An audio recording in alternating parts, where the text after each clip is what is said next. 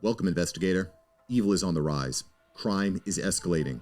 Our mission is to eliminate the crime by exposing evil, examine why it manifests, and highlight the brave souls that confront it every day. Join us as we work together to bring justice to every victim. Welcome to All Things Crime. Here's your host, Jared Bradley. No, absolutely. Yeah. Well, I had another guest on just a few weeks ago, and he had written a book, but one of his quotes that I really liked was, law enforcement is, and I'm paraphrasing here, but he said something to the effect of law enforcement is basically 90% boredom and then 10% just sheer terror. And who was it's that? those. His name's, oh geez, of course I'm going to forget it. Arthur. You'll have to send that to me, but yeah, I mean, that's incredible. Yeah. That's true though. Yeah. It is. All right. I'm embarrassed now. I can't remember my I just name, said that because I have another officer that recently wrote a book too. And so I was wondering if it was the same one. I'm staring at it, but he had the similar thoughts. Yeah. Well, the book he wrote was Deputy Know Your Rights. And it was really interesting because he was actually a business owner. He said he owned multiple businesses, but decided to become a deputy at the age of 40.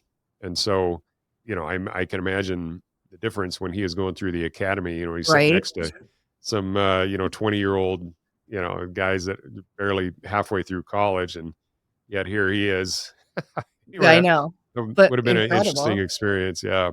Anyway, he had a lot of really, really interesting experiences and a perspective that I really appreciated about not only, the Fourth Amendment, the Fifth Amendment, the Second Amendment, but not only from a law enforcement perspective, but also from a civilian perspective. And but anyway, he was a great guest, and there's been a lot of interaction with that. But there's this, I guess the reason I'm bringing that up is there's just so many incredible officers that are out there, and they have this perspective because they're civilians too. Mm-hmm.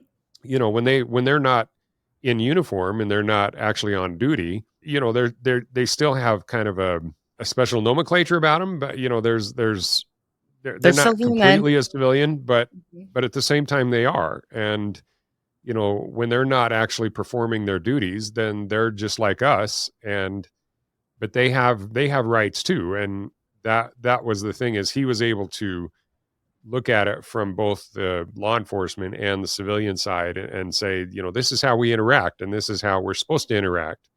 And it's not supposed to be this total confrontational all the time. And, and it's sad when it is.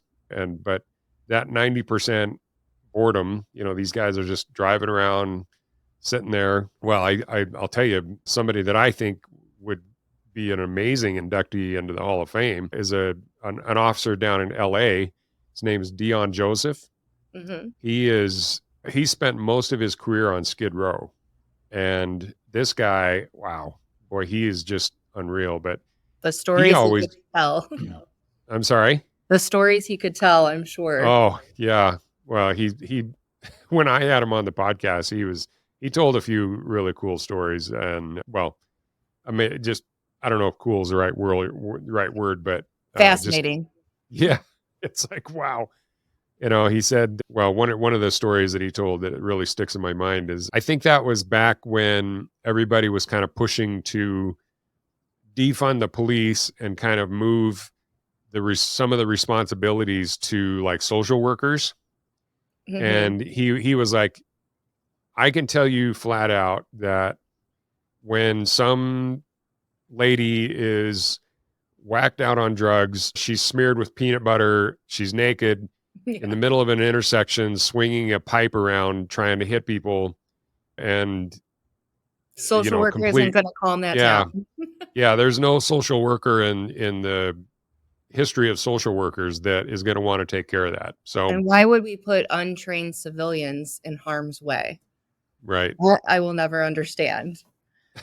Well, I guarantee the turnover for those untrained civilians is going to be really high if that ever does happen. So hopefully it doesn't, because it's just moronic. But anyway, somebody officer like that, he's in Skid Row for Right. almost 25 years. And, all the drug addicts and everybody down there, that's probably the roughest part of LA that you can think of. And yet because he's a loving, caring person, and Stays. I think well, first of all, his arms are like this big around. He's huge.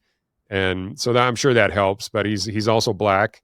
But he also talks about how his own community, when he decided to become a law enforcement officer, a lot of his own friends and family, basically totally abandoned him. And Yes, yet, we had a speaker one year that had a similar experience, and he didn't fit in with his friends on the streets, and he didn't fit in with his department. And so it was like a balance he had to find as yeah. well. Well, and so that also brings up some of the isolation that these guys experience. And, they're just in a different category. They just don't really fit. I liken it to, some of these warriors that are coming back from war zones, these military guys. Some Mhm. of them, they're going through things and internal battles really themselves that, they're trying to cope with what happened. Some of them have survivor's remorse, and, Well, that there's is all, our next phase of the Hall of Fame, is we want to be able to help with free and anonymous mental health care for law enforcement, because you need a trained clinician that knows what they're going through. It's totally different than, a therapist for a divorce or something. You know what I mean?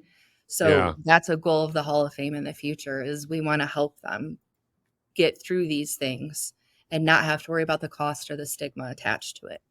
Yeah, it's fantastic. I just the resources that these guys need, like again on the military side, the VA just doesn't do it, and they need help just so many levels above that. And I'm sure a lot of these officers, like the ones you were describing, even though they're being rewarded with recognition, some of them they may feel that survivor's remorse is real.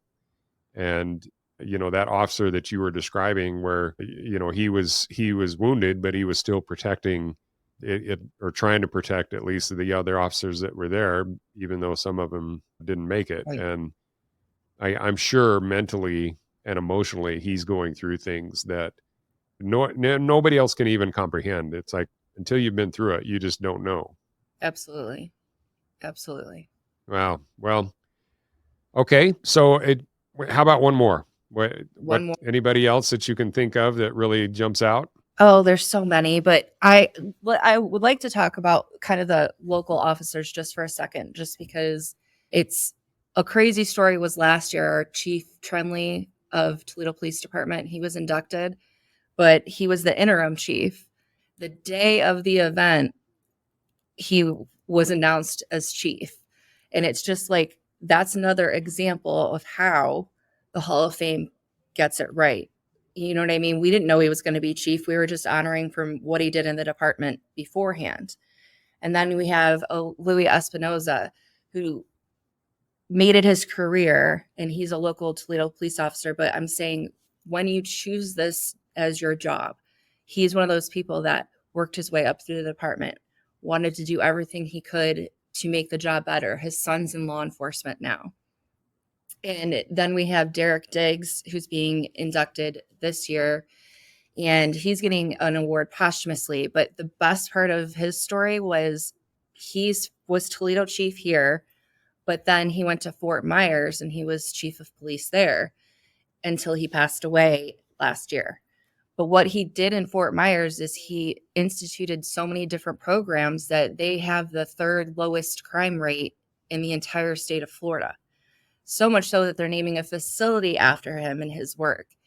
And that he will be receiving the Founders Award because it was important to still honor people from our local area when we moved to Texas. But he's also made an impact in 2 different departments. And now his son's working for the sheriff's department. I mean, stories like that, that's incredible. Like, not only did he utilize his skills here, but then he carried it on and changed departments in Florida as well. So those are the type of stories that it might not be the huge glamorous ones that you see on the news, but that's what people need to hear. Like, there are officers out there working every day to make this country a better place and a safer place. And we need to talk about those officers. Wow. Well, hopefully coming on here and a little more exposure on this podcast will help you guys. And I really, really appreciate you coming on and telling your story. So I want to go back again to the National LEO Hall of Fame.com, National Law Enforcement Officer Hall of Fame.com. So if anybody, you want to, first of all, please go visit the website and read all these incredible stories, but also hit that donate button and, donate to the Hall of Fame, because of all the people, I mean, you think about the Baseball Hall of Fame and things like that. It's like they have just almost unlimited resources, and yet the true heroes of our communities are these law enforcement officers, and they barely get any recognition, let alone pay, and yet they are infinitely more deserving. So please go and donate and help these guys any way that you can. So, Megan, so much. It's been I appreciate it, and it's so nice to talk to someone that understands it and understands what we're doing is important, and these officers are amazing. 100% agree. So, Megan, I appreciate you coming on. And you know what? Before we end, you know what you need to do is, do you go to CrimeCon? Yeah, we missed each other in September. I didn't know I was there with Cheryl. We shared a booth. Oh, shoot. You were there with Cheryl? Yeah, we shared a table. My gosh. All right. Well, I'm going to have to get on Cheryl's case for not introducing us, for crying out loud. Well, she's the popular one at CrimeCon, so she was a little busy. Oh, she's a rock star, isn't she? That's crazy. Yes, she is. Okay. Well, next CrimeCon, then we will for sure meet up. So I would love to. Thank you again for everything. Oh, my pleasure. Okay. We will talk at you later then. Thanks for joining us. Your attention today brings us one step closer to exposing and eliminating the evil that brings crime to our communities. Hit subscribe and share this episode. Together, we will bring justice to every victim.